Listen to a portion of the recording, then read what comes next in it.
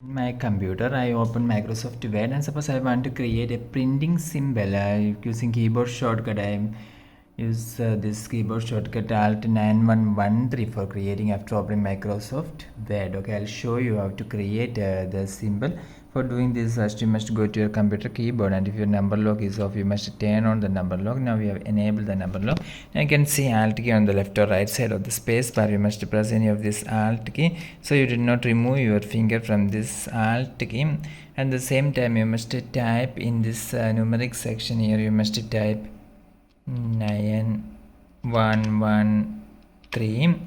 After typing 9113, then you can simply release your finger from this Alt key, and you can see now a printing symbol have been arrived. So paper is printing in printer, looks like this symbol, printing symbol we have created in Microsoft Word. For more videos you can subscribe. Thank you.